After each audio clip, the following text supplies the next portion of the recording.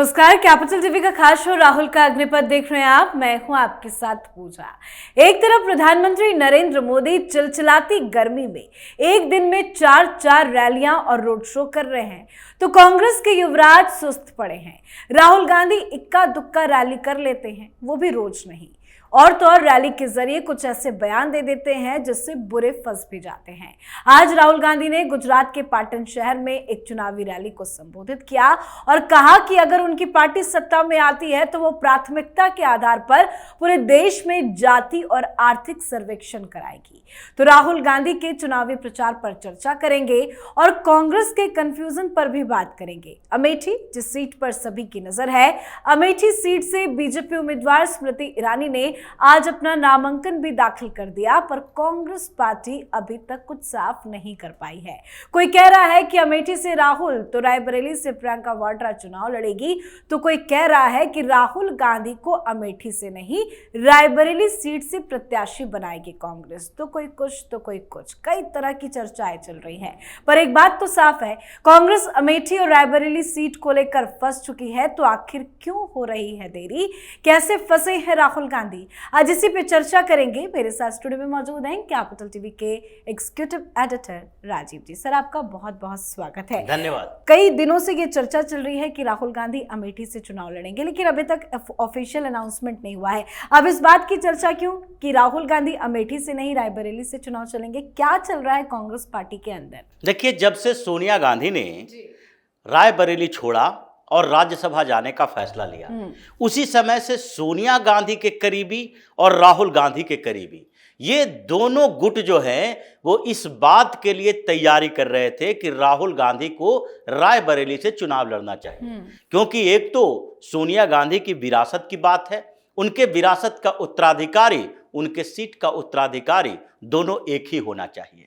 अगर सोनिया गांधी इतने सालों से राहुल गांधी को लॉन्च करने की कोशिश कर रही हैं, तो इसका मतलब है सोनिया अगर एक्टिव पॉलिटिक्स से रिटायरमेंट लेने की सोच रही हैं, यानी राज्यसभा जाने का मतलब है इनएक्टिव हो जाना।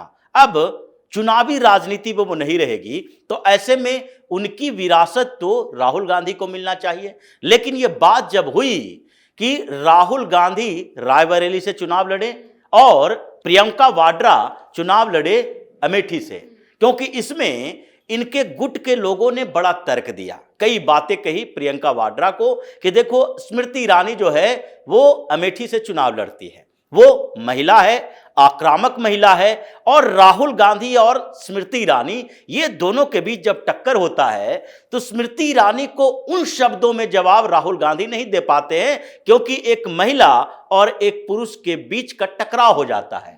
कोई भी ऐसी बात मुंह से राहुल गांधी की निकल गई तो स्मृति ईरानी इसे महिला सम्मान का मुद्दा बना लेगी। इसलिए राहुल गांधी के प्रचार में वो आक्रामकता, एग्रेसिवनेस नहीं होती है। इसलिए प्रियंका वाड्रा अगर वहां से चुनाव लड़ेगी तो ऐसी स्थिति में प्रियंका वाड्रा स्मृति ईरानी के लिए कुछ ऐसी बातें कह सकती है जैसे कि कांग्रेस में परंपरागत तरीके से जो बॉलीवुड से आए हुए लोगों के लिए कहा जाता है, यानी कि उनके गड़े मुर्दे उखाड़ सकती है कि कैसे वो फिल्मों में काम करती थी या फिर वो टीवी सीरियल में काम करती थी, भारतीय जनता पार्टी में वो कैसे आई, इन सारे मुद्दे को भी वो उठा सकती है। यानी पर्सनल अटैक प्रियंका वाड्रा स्मृति ईरानी पर जो कर सकती है वो राहुल गांधी नहीं कर सकते। अब इस बात की चर्चा तो हो रही थी, प्रियंका वाड्रा को मनाने की कोशिश की गई, लेकिन कई मौके पर प्रियंका वाड्रा ने कह दिया हम चुनाव नहीं लड़ेंगे अगर अमेठी से टिकट दिया गया तो। इससे बेहतर है कि इस बार भी हम चुनाव न लड़ें, क्योंकि पिछली बार चुनाव नहीं लड़े थे और उसके बाद जब राज्यसभा जाने की बात आई तो उस समय भी प्रियंका वाड्रा को दरकिनार किया गया, जबकि कई बार मांग उठी। कमलनाथ ने मध्य प्रदेश से प्रियंका वाड्रा को राज्यसभा भेजने की मांग की थी कि राज्यसभा में भी गांधी नेहरू परिवार का एक होना चाहिए, क्योंकि लोकसभा में तो सोनिया गांधी भी थी, राहुल गांधी भी थे, लेकिन राज्यसभा में गांधी परिवार का कोई नहीं है, तो राज्यसभा भेजा जाना चाहिए प्रियंका वाड्रा को। अभी वो चुनाव नहीं लड़ रही हैं। राजस्थान से भी ये मांग उठी कि यहीं से प्रियंका वाड्रा को भेजा जाए, क्योंकि इन लोगों को लगता रहा कि अब आगे प्रियंका वाड्रा कमान संभालेगी, अगर संगठन पर इनकी पकड़ मजबूत है तो इनके साथ चलेंगे, हमें भी फायदा होगा। लेकिन प्रियंका वाड्रा को राज्यसभा भेजने से भी ये मां बेटे ने रोक लगा दी। अब अगर चुनाव लड़ने की बात है तो वो सीट से वो क्यों चुनाव लड़े जिसमें 5 साल से पहले स्मृति ईरानी सांसद रही है, वो लगातार वहां काम कर चुकी है। और अमेठी में प्रियंका वाड्रा उतना एक्टिव नहीं रही पिछले 10 सालों से, 10 साल से ज्यादा समझ लें, 20 सालों से लगभग, जब से 2004 में सांसद बने राहुल गांधी, उसके बाद से प्रियंका वाड्रा की एक्टिविटी राहुल गांधी के क्षेत्र में नहीं रही। वो एक्टिव रही सोनिया गांधी के क्षेत्र में। रायबरेली की पूरी जिम्मेदारी प्रियंका वाड्रा की होती थी, क्योंकि सोनिया गांधी तो अपने क्षेत्र में जाते नहीं है और वो लगातार वहां के लोगों को प्रियंका वाड्रा से संपर्क करने के लिए कह रखा था। इसलिए चुनाव कैंपेन के समय में भी प्रियंका वाड्रा सोनिया गांधी के साथ दिखती थी। और इसलिए उनकी इच्छा है कि जो सुरक्षित क्षेत्र है, जहां पर मेरी पकड़ अपनी है, संगठन में हम जानते हैं, वहां के नेताओं को पहचानते हैं, वहीं से हम चुनाव लड़े रायबरेली से।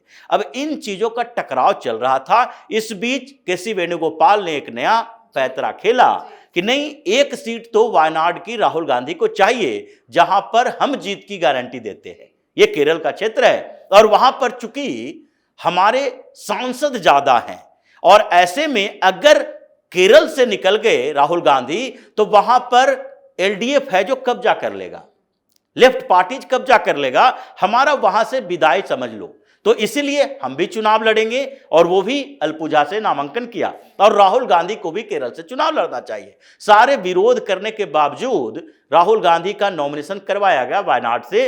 राहुल गांधी और केसी वेणुगोपाल यही दोनों जानते थे।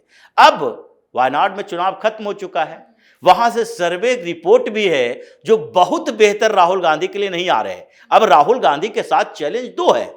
अगर वायनाड से आप चुनाव लड़ रहे हैं तो आपके सामने चैलेंज सिर्फ जीत की नहीं है, चैलेंज उस बात की भी है कि अगर पिछले चुनाव में आपको 64% वोट मिले और इस चुनाव में आप 40-42% वोट लाकर चुनाव जीत भी गए, तो इसका मतलब है कि यह माना जाएगा कि एक लोकसभा क्षेत्र में भी आप अपने पॉपुलैरिटी को बरकरार नहीं रख सके। आपके लोग आपको छोड़कर जा रहे हैं।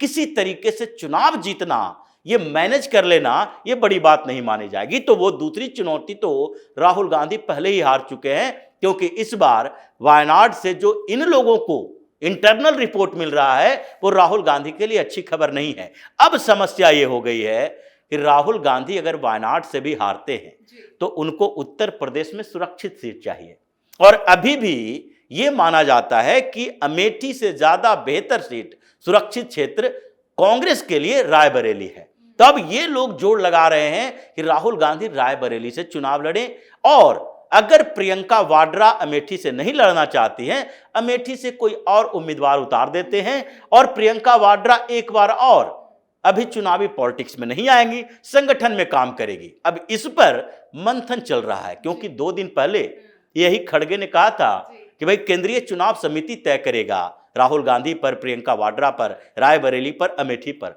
अब कब तय करोगे? अब तो 3-4 दिन बचा है नॉमिनेशन के आखिरी तारीख को। 2 दिन से आपके चुनाव समिति की बैठक तो नहीं चलेगी। बैठक तो एक बार 1 घंटे 2 घंटे चल गई, उसके बाद तो ये आपस में ही मिलेंगे, चाहे सोनिया गांधी से खड़गे जाकर मिले या राहुल गांधी से मिले, प्रियंका वाड्रा से मिले। मतलब ये पूरी तरीके से जो 10 जनपद की राजनीति है वो केंद्रित हो गई है रायबरेली और अमेठी पर। हर रोज बहसबाजी होती है कि वहां पर किसे उतारा जाए, कैसे उतारा जाए। जी, और एक तरफ अगर राहुल गांधी प्रचार भी कर रहे हैं तो वही घिसे पिटे वही सारे बयान दे रहे हैं। इसीलिए तो राहुल गांधी की जो स्थिति हो गई है, अभी उड़ीसा में हो, गुजरात में हो, हर जगह जो जाते हैं तो वो 2-3 मुद्दे जिस पर कांग्रेस बैकफुट पर आ चुकी है वो फिर से उठाते हैं और फिर विकेट गिरना शुरू हो जाता है। गुजरात में पहले ही कांग्रेस है जो पूरी तरह से बिखर चुकी है। गुजरात कांग्रेस के कई नेता हैं, पार्टी छोड़ रहे हैं, लेकिन फिर भी इनका वही रिपीटेड डायलॉग